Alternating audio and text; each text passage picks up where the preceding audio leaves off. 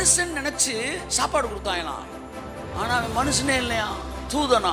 அப்படித்தான் நீ மனுஷன்னு சிலரை நினைச்சுக்கிட்டு பழகிட்டு இருக்க பத்தியா, அவன் மனுஷனே இல்ல, தூதன்.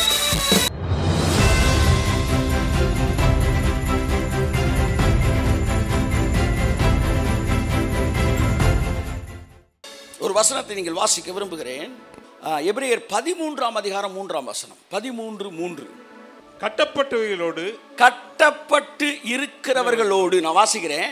நீங்களும் கட்டப்பட்டவர்கள் போல அவர்களை நினைத்துக் கொள்ளுங்கள். நீங்கள் 3வது வசனம் போட்டிருக்கீங்க. 1வது வசனம் வாசிங்க. சகோதரரே, ஸ்நேகம் நிலைத்திருக்க சகோதர ஸ்நேகம் நிலைத்திருக்க கடவது. அடுத்து அந்நியரை உபசரிக்க மறவாதிருங்கள். இங்க பாருங்க, உபசரிக்க மறவாதிருங்கள். அதனாலே ஒரு நிமிஷம், அதனாலே சிலர் அறியாமல் எல்லாம் சொல்லுங்க, தேவ தூதரையும் உபசரித்தது.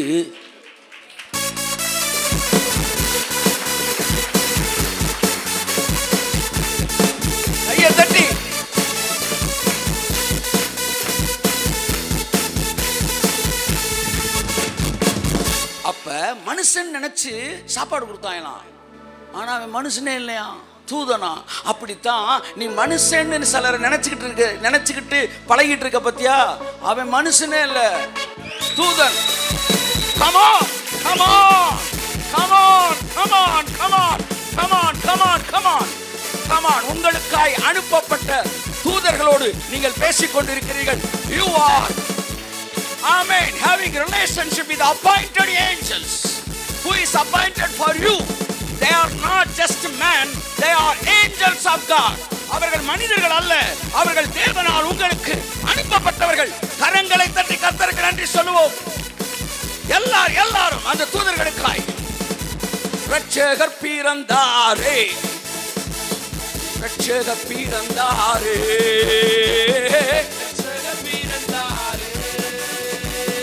கையை தட்டி தேவன் அனுப்பின தூதர்களுக்கு வாழ்க வாழ்கவே, இயேசு நீர் வாழ்கவே, வாழ்க வாழ்கவே. Oh, I love you Lord.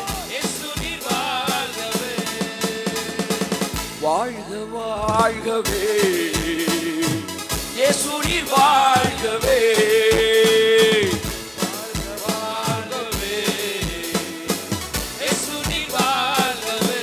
Amen.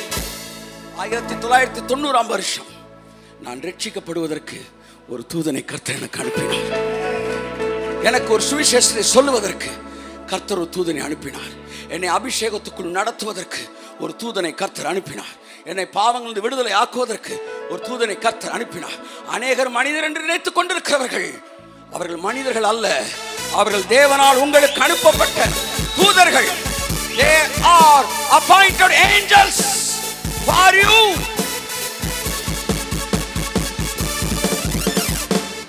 They are not just angels, they are appointed angels. அப்படின்னா இந்த ஊருக்குள்ள போய் எவன் தண்ணிக்குள்ள இருக்கானோ அப்படி பேர் இழுத்து போடுறா அப்படின்னு அனுப்பின ஏஞ்சல் இல்ல. அங்க ஜஸ்டின் இருப்பான், அவனை தூக்கிட்டு வா, அவனை தூக்கி கரையை சேர். அங்க ஸ்டீஃபன் ஒருத்தர் இருப்பாரு, அவரை இழுத்து கரை சேர். அங்கே கதீஜான் ஒருத்தர் இருப்பார், இழுத்து கரை சேர் என்று உங்களுக்காக உங்கள் பெயர் சொல்லி அனுப்பப்பட்ட தூதரிடத்திலே, ஆமென், உங்களுக்காக நியமிக்கப்பட்ட தூதர்களை கர்த்தர் உங்களுக்கு அனுப்புகிறார்.